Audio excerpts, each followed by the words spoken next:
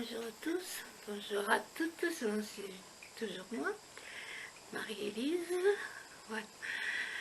J'avais omis tout à l'heure, dans ma dernière vidéo, de vous parler de la séparation des pouvoirs, qui a été d'ailleurs écrit il y a déjà quelques décennies, le siècle dernier, par Jean-Jacques Rousseau. Dans le contrat social, il avait fait toute une encyclopédie à ce sujet sur la séparation des pouvoirs.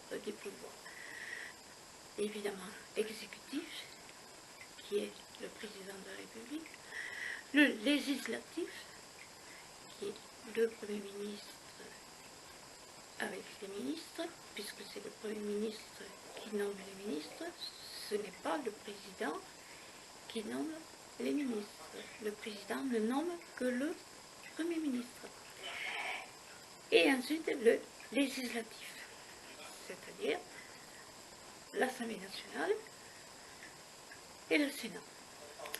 Lorsqu'il y a une loi qui doit être étudiée, il y a une première lecture qui se fait au Parlement. Ensuite, elle va au Sénat. Deuxième lecture au Parlement. Ça revient au Sénat. Troisième lecture, en principe, c'est adopté. Mais enfin, c'est toujours l'Assemblée nationale qui, en fait, a le dernier mot. Si un litige à ce niveau-là, c'est le rôle du Conseil constitutionnel qui doit trancher pour savoir si la loi peut être validée ou pas. Ensuite, je voulais vous parler par rapport justement aux manifestations et au mouvement des Gilets jaunes. Je voulais vous parler de l'infraction. Dans l'infraction, il y a 3 éléments constitutifs que l'OPJ qui interpelle une personne doit prendre en compte.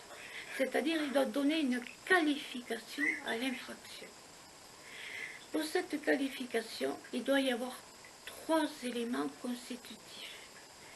Élément légal, élément moral et l'élément matériel. Je ne vais pas rentrer dans le détail, puisque vous avez des avocats, surtout M. Boulot et l'autre jeune homme là, ils sont compétents tous les deux, bon, ils peuvent l'expliquer. L'OPJ, c'est-à-dire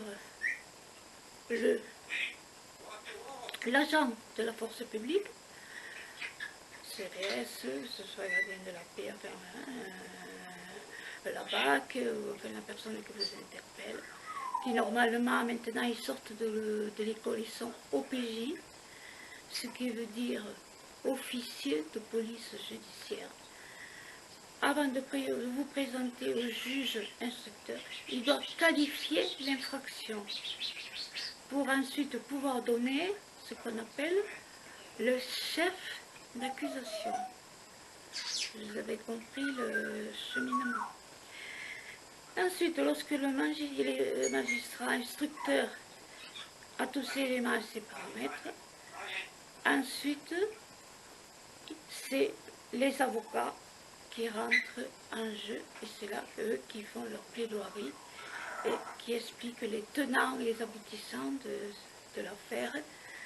Et c'est à eux ensuite à faire en sorte de donner des explications les plus plausibles et les plus vraies si c'est possible. Et ensuite, bon, souvent il faut aller un peu plus loin.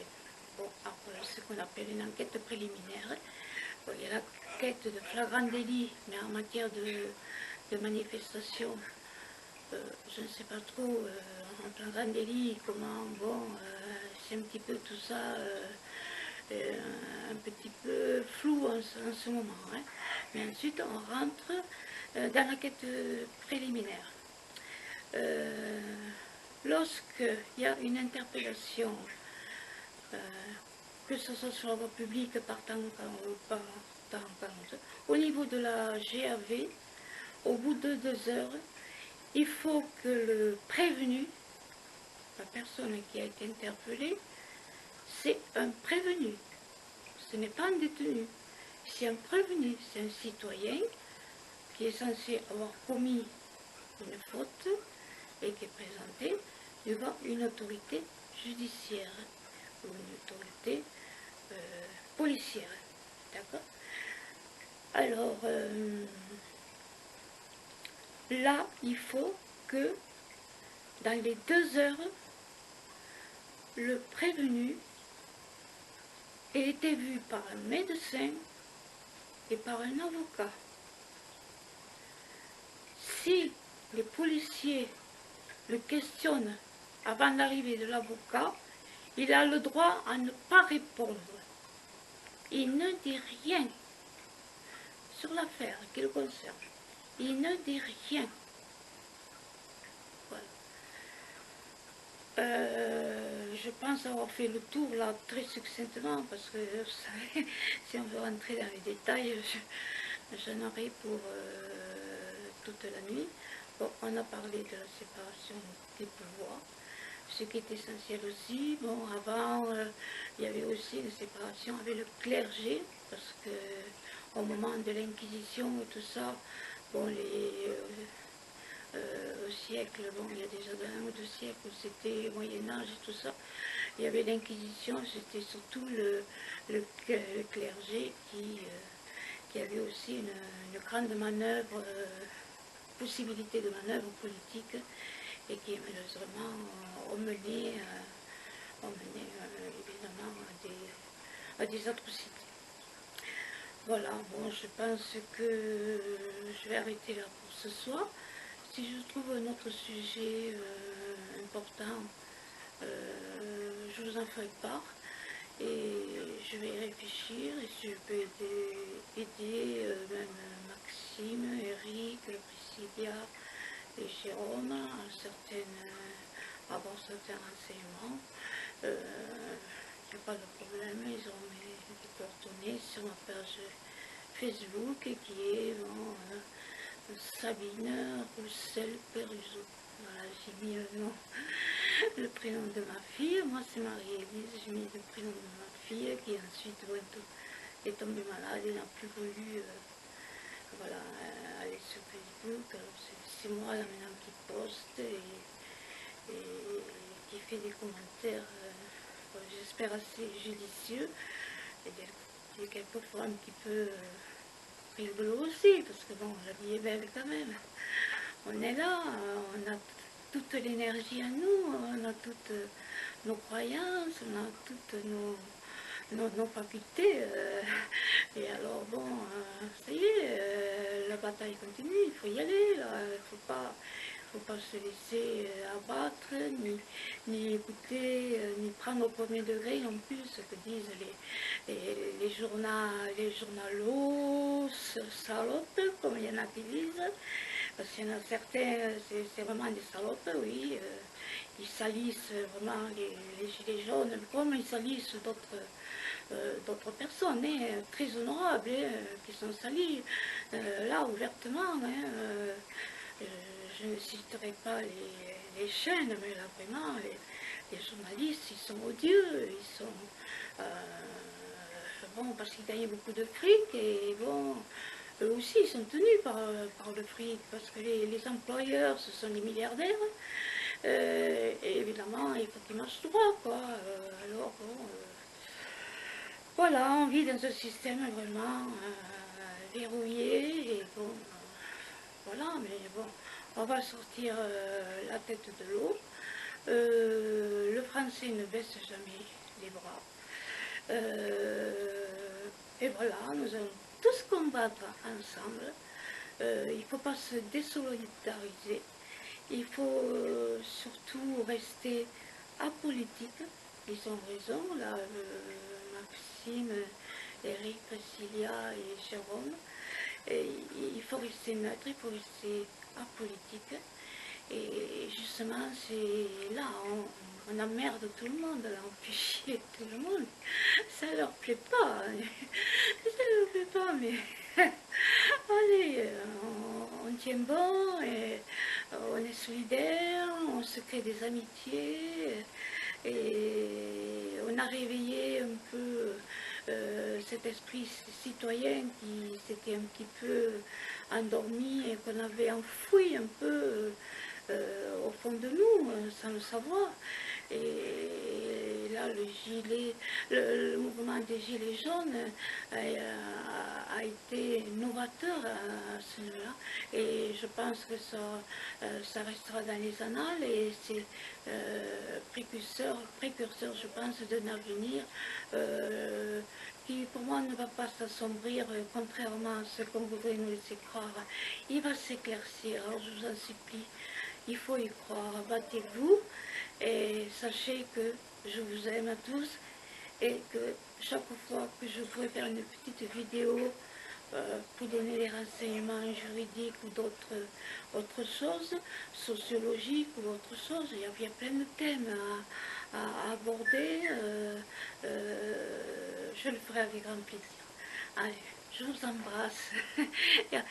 Aimez les vôtres et aimez-vous vous-même, parce que souvent on doute de soi, parce qu'on se dit, bon, finalement, non, je ne serai pas capable, mais qu'est-ce que je vais faire tout seul? Mais non, non, aimez-vous vous-même déjà, et vous pourrez aimer les autres.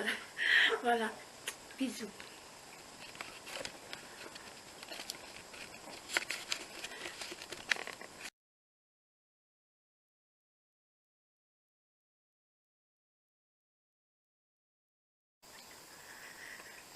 Bonjour à tous, bonjour à toutes, voilà, c'est Marie-Élise. C'est moi qui ai l'habitude de faire des vidéos avec beaucoup d'effets spéciaux, surtout en ce qui concerne évidemment les Gilets jaunes. C'est un mouvement donc, que je suis depuis le 17 novembre 2018. Bon, j'ai fait les ronds-points, oui, avec mes camarades. Et là, bon, je voulais donner peut-être un visage aussi sur toutes les vidéos que je poste sur YouTube concernant les Gilets jaunes. Alors, ma nouvelle chaîne s'appelle Hello Live Info Radio Bistro. Ok, on compris? Hello Live Radio Bistro, Info Radio Bistro. Voilà, vous tapez ça et vous aurez beaucoup de vidéos. Je fais des vidéos également pour les enfants malades des hôpitaux. Je travaille avec Madame Chirac Bernadette depuis 15 ans maintenant. Qui était à l'origine de son association, les pièces jaunes et également les blouses roses. Alors, je fais beaucoup de vidéos pour les enfants sur les thèmes animaliers, bien sûr, des diaporamas sur la nature avec des annotations pédagogiques et des effets spéciaux. Là, je vais être succincte, je voulais parler des événements actuels, surtout évidemment le mouvement des Gilets jaunes qui me tient à cœur. Parce que je trouve que depuis plusieurs mois, ces valeureux et courageux Gilets jaunes, je n'oublie pas bien sûr les dames, également, qui sont souvent à l'avant. Ce sont des mères de famille, ce sont des grands-mères, et tout le monde souffre, tout le monde a des justes revendications, et malheureusement, elles ne sont pas entendues, elles sont mal interprétées, car on veut coller aux Gilets jaunes une mauvaise image, et leur coller évidemment plein de choses complètement ahurissantes. Bon, je suis souvent sur Facebook, je regarde tous les lives de Eric Toué, de Maxime Nicole. J'adore aussi Priscilla et Jérôme, évidemment, Rodriguez, qui n'a pas été épargné par les forces de l'ordre. Bon, je dirais que bon, moi aussi, j'ai servi ma patrie. Et ce que je vais vous dire là ne va peut-être pas vous faire plaisir. Parce que moi, je faisais aussi du service du maintien de l'ordre. Et ouais. À l'époque, on appelait ça les gardiens de la paix. J'ai travaillé à Neuilly-sur-Seine, à Paris, et ensuite je me suis retrouvée sur Toulouse. Et actuellement, on appelle ces gens-là, ces fameux gardiens de la paix, on les appelle les forces de l'ordre. Ça a une autre connotation, c'est une connotation pour moi très péjorative. Au vu de ce qui se passe actuellement, des violences policières souvent gratuites, parce que je scrute chaque vidéo, chaque manifestation, je prends des notes et je m'aperçois vraiment qu'il y a des gazages, des lancements de grenades, de désencerclement. Il y a vraiment des tirs de flashball, mais qui n'ont pas lieu d'être à 75% des cas, et n'ont pas lieu d'être. Les gilets jaunes sont pacifiques. Ils sont nus devant les forces de l'ordre qui, elles, sont armées jusqu'aux dents, vestimentairement parlant, elles sont également protégées. Juridiquement, elles sont protégées par leur ministre de tutelle, M. Castaner, qui lui-même, et là je vais lui dire droit dans les yeux, M. Castaner, vous avez fricoté avec deux parrains de la mafia aux années 70 et 75, de 70 à 75, ça fait 5 ans. Vous avez fricoté avec Horizon Christian, qui a été tué sur la voie publique en 2008. Vous avez fricoté, M. Castaner, avec Zampa Gaëtan, également qui était un parrain marseillais. Vous avez raquetté et écumé à l'époque toutes les boîtes de nuit et les casinos de la Côte d'Azur. Ensuite, vous êtes rentré au Parti Socialiste. Vous avez connu à l'époque M. Pasqua également, qui a été ministre de l'Intérieur, et qui a évidemment conçu une milice parallèle qu'on appelait le SAC. Et là, il y a eu des règlements des comptes, il y a des choses affreuses qui se sont passées. On a retrouvé beaucoup de cadavres, on a retrouvé beaucoup de personnes tuées. Et là, vraiment, vous avez pris une bonne leçon. Vous avez un très bon CV, monsieur Castaner. Oui, vous avez un très bon CV. J'ose même pas le dire, le CV que vous avez. Vous avez le CV d'un diable, vous avez le CV d'un démon, vous avez le CV d'un truand, vous avez le CV vraiment d'un mélange. Mais vous êtes vraiment ignoble, monsieur Castaner. Vous êtes une personne ignoble, vous êtes un mafieux et vous répondez aux gilets jaunes avec des méthodes de mafieux. Ne vous inquiétez pas, dès que je prononce votre nom, monsieur Castaner, j'ai mon perroquet qui se met en colère. Vous voyez, lui aussi, il a compris qui vous étiez. Bon, je vais maintenant être un peu plus brève. Bien sûr que j'ai tous mes encouragements aux Gilets jaunes. Je pense que ce mouvement va durer et perdurer. Et nous allons reprendre les ronds-points que j'ai fait depuis le début, puisque j'ai eu un cancer et malheureusement je ne peux pas me permettre d'aller dans les manifs pour évidemment ingérer des bombes lacrymogènes où il y a évidemment du cyanure. Ça a été reconnu par des chimistes, des médecins et la haute autorité médicale. Voilà. Et avec tous les effets que ça peut faire dans l'organisme, lorsque vous ingérez ce genre de gaz, tous les organes sont impactés, surtout les poumons. Voilà. mais ça vous devez le savoir, monsieur Castaner, premier flic de France et mafieux. Voilà, je vous le dis droit dans les yeux, Castaner, vous êtes un mafieux.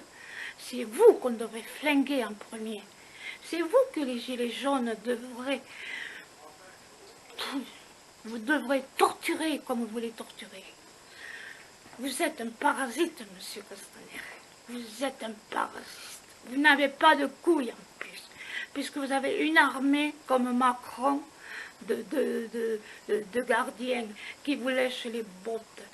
Vous avez peur de sortir. Ah si, pour aller faire la java en boîte, oui, avec une petite traînée de 30 ans, et vous laissez votre femme toute seule avec vos 2 filles. Ah, vraiment, vous êtes la honte de la France. La Macronie, c'est vraiment anachronique tout ça. Vous êtes vraiment des truands et des brigands. Maintenant, je vais conclure en expliquant aux citoyens, bon, je sais que toutes les personnes, même les personnes que Monsieur le Président de la République appelle les gueux, c'est-à-dire la basse et la moyenne société, bon, il y a peut-être un peu plus de respect, mais tous les Français hein, sont dignes, travailleurs et soucieux de l'avenir du pays, de l'avenir de l'Europe, mais de l'avenir surtout de leurs enfants et de leurs petits-enfants. Et ça, apparemment, je ne sais pas si on peut vous appeler les êtres humains. Je ne sais pas si vous y pensez à ça, monsieur Macron, monsieur Philippe, monsieur Castaner. Non, vous n'y pensez pas à tout ça. Vous pensez qu'à votre petite gueule, à vos privilèges, à avoir de plus en plus de fric. Et ensuite, lorsque ça va chauffer, vous savez dans quel pays vous allez aller, vous planquer, bien au chaud, bien tranquille. Et les Français, eux, qu'est-ce qu'ils vont faire s'il y a une guerre civile, ou si alors il y a un bon monétaire, ce qui va arriver. C'est pour ça que je dis aux gens, ne laissez pas trop d'argent dans les banques. Essayez de l'investir autrement. Parce que l'argent, dans quelques mois, il ne va plus rien valoir. Ça va être la crise comme en Crète et en Grèce. Voilà. Vous aurez été avertis. Voilà, je vais vous parler maintenant du RIC. Évidemment, vous le savez, c'est un référendum d'initiative citoyenne. C'est une excellente idée. Voilà. Je vais vous donner les grandes lignes générales. Je mets un peu mes lunettes. Je vais abréger hein, pour vous expliquer. Bon, le RIC, bon, c'est le référendum évidemment des initiatives citoyennes et illimitées. Alors, le RIC est constituant, c'est-à-dire il s'agit de la modification de la Constitution. D'accord? Il est abrogatif. Voilà, annulation des textes de loi quand on considère bon, que ce texte n'est pas conforme, n'est pas légal. Voilà.